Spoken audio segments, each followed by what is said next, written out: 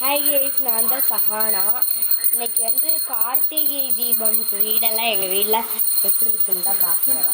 வாங்க first last வீட்டில் இருந்து காமிக்கிறேன். லாஸ்ட் வீட்லேயும் நாங்கள் தான் வச்சோம். காமிக்கிறேன் வாங்க விளக்க. லாஸ்ட் வீட்டில் 2 விளக்கு வச்சோம். கார்த்திகை தீபம் நல்வாழ்த்துக்கள்.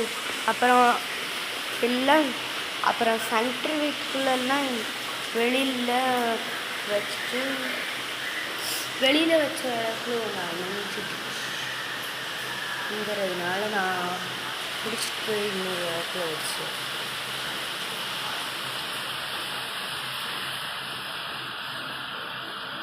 இங்கே பாருங்க, இப்போ சென்ட்ரு வீட்டுக்குள்ளே போய் காமிக்கிறேன்.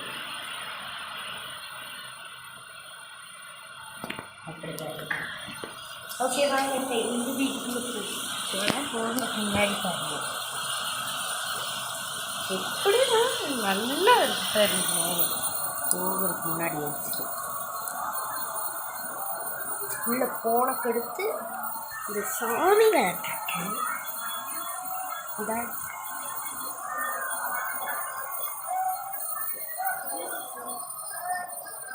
அப்படியே சுவாமி பாருங்க, க்ளோஸ்அப்பில் காமிக்கிறேன்.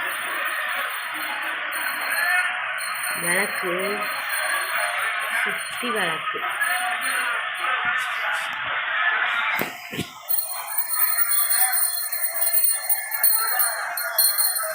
நெக்ஸ்ட் வாங்க, இந்த சைடு 2 இது நெய் சிவன் விளக்கு, இது சாதா விளக்கு.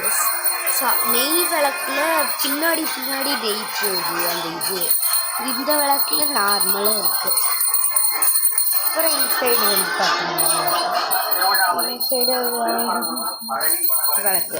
அப்புறம் பெட்ரூம்குள்ளே அந்த சைடு பார்த்தீங்கன்னா இங்கே 2 விளக்கு.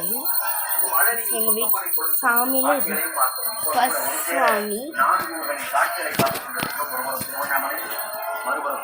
இந்த சாமி தான்.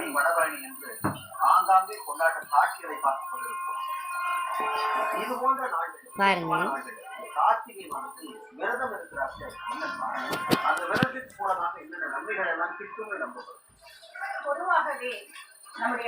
சுவாமியை க்ளோஸ்அப்ல பார்க்கறதுக்கு முழுவதும் சாப்பிடாமல் விரதம் இருப்பது ஒரு முறை, அல்லது நீர் ஆகாரம் எடுத்துக்கொள்வது ஒரு முறை, அல்லது ஏதாவது ஒரு நேரம் சாப்பிடலாம் என்பது ஒரு முறை.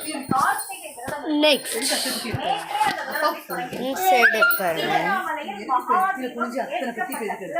அவர்கள் உணவு அருந்துவார்கள். செகண்ட் சாமி, தேர்ட் சாமி. கார்த்திகை நாள் ஒரு ஜோதி மலைநுனியில் காட்ட நிற்கும். 16 செல்வங்கள்னு நாம சொல்றோமே, அந்த 16 வகையான செல்வங்களும் நிச்சயமாக கிடைக்கும் என்பதால் தான் ஏற்கனவே கார்த்திகை தீபத்துக்கு திருவண்ணாமலைக்கு வந்தவர்கள் அந்த அதன் மூலமாக கிடைத்த பலனுக்கு நன்றி சொல்வதற்காக ஒவ்வொரு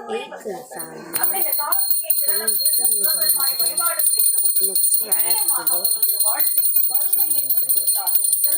அப்புறம் இந்த சாமி அப்புறம் எல்லாம் கழிச்சிச்சு.